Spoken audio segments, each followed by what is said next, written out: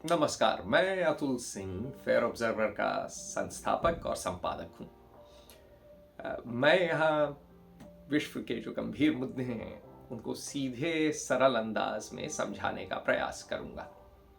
आज हम लोग चर्चा करेंगे रूस और यूक्रेन की लड़ाई। तो भाई ये लड़ाई कैसी चल रही है आजकल, क्या हो रहा है? तो 24 फरवरी 2022 रूस जो है यूक्रेन पे आक्रमण कर बैठा। अब शुरू में रूस जो कैपिटल है, जो राजधानी है कीव, उस पे धावा बोल दिया। रूस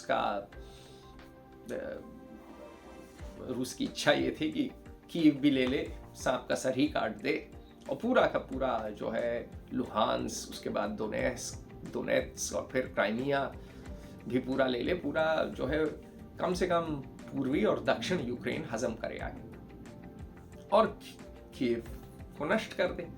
लेकिन कीव पे जब जब धावा बोला तो रूस की हो गई पिटाई। तो टैंक काफ़ी जो है उसके जो है नष्ट हो गए। बल्कि 13 मई तक एक ब्लॉग है जो कि इन सब चीज़ों पे नज़र रखता है, फौजी लोग चलाते हैं। तो उनके हिसाब से 664 रूसी टैंक नष्ट हो गए थे, 664, और 3000 से ऊपर आर्मर्ड व्हीकल्स और हेवी इक्विपमेंट, जो भारी भरकम जो है, जो आपके सामग्री है, वो जो है नष्ट हो गई थी। और ये हुई क्यों नष्ट? क्योंकि यूक्रेन के पास एंटी टैंक मिसाइल्स और ड्रोन्स दोनों थे और ये सस्ते सुंदर टिकाऊ हैं, लेकिन ये महंगे भारी भरकम टैंकों का नुकसान कर बैठते हैं। अच्छा, हुआ ये भी कि जो आगे के टैंक थे, जब वो रोड पे जो है ध्वस्त हो गए तो पीछे वाले ट्रैफिक जैम में फंस गए और कई दिक्कतें सामने आई।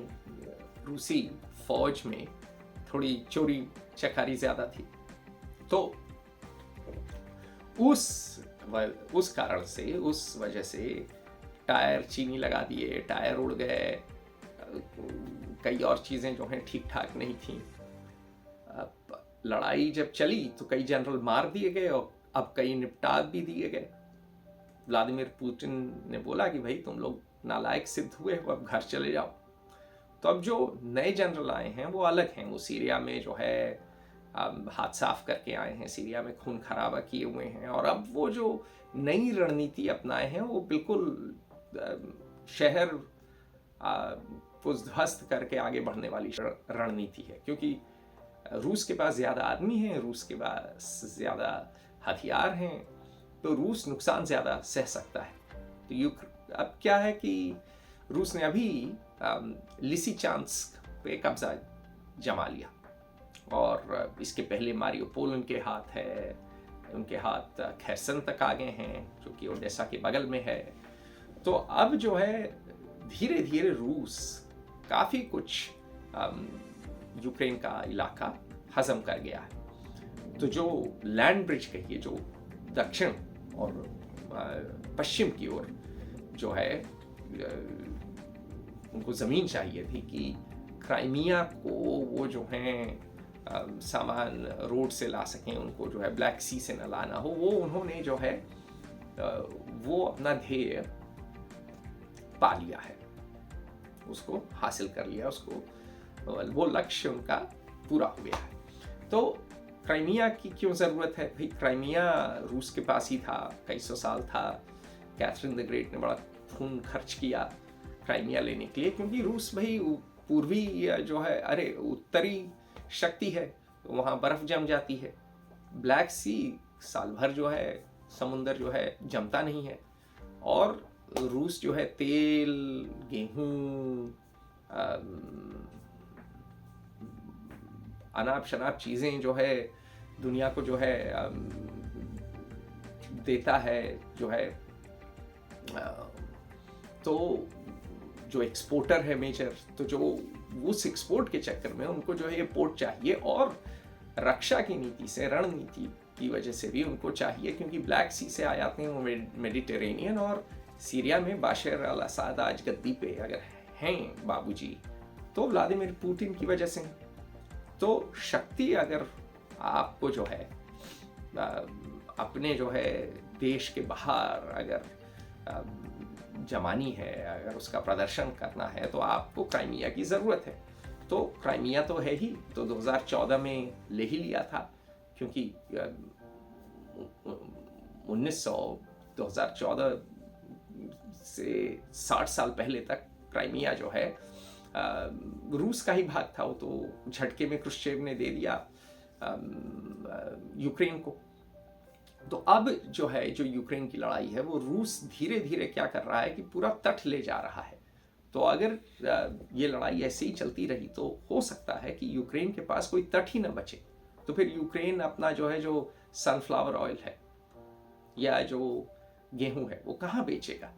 एक तरह से यूक्रेन अफगानिस्तान की तरह हो जाएगा, लैंडलॉक्ड, बुरा हाल हो जाएगा।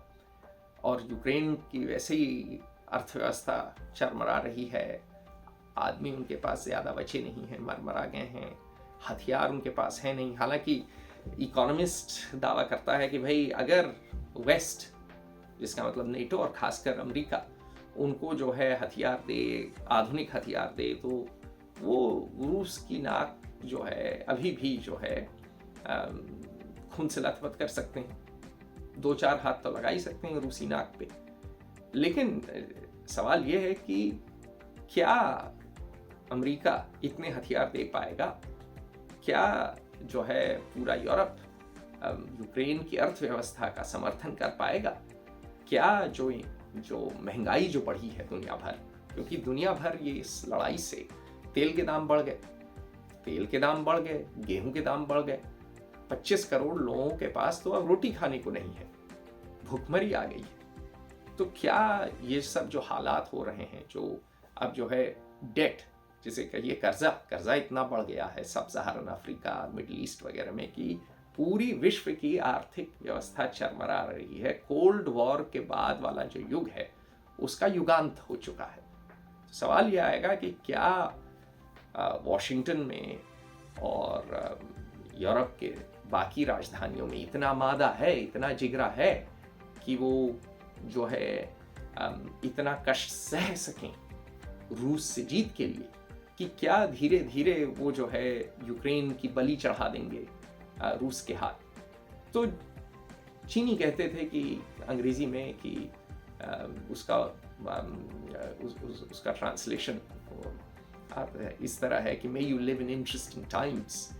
तो दिलचस्प समय काल युग में आप जिए, एक तरह से अभिशाप था। तो आज हम बड़े दिलचस्प युग में जी रहे हैं, और ये नया युग है। समय काल आते हैं जब वर्ल्ड वॉर होती है, कोल्ड वॉर होती है, और अब हम एक नए युग में आ गए हैं। पूरी जो है विश्व की राजनीतिक और आर्थिक व्यवस्था उथल पुथल होने वाली है। अगर अब तक हुई नहीं हो तो हो जाएगी, वैसे ही हो गई है, और आगे देखते हैं अब होता है क्या।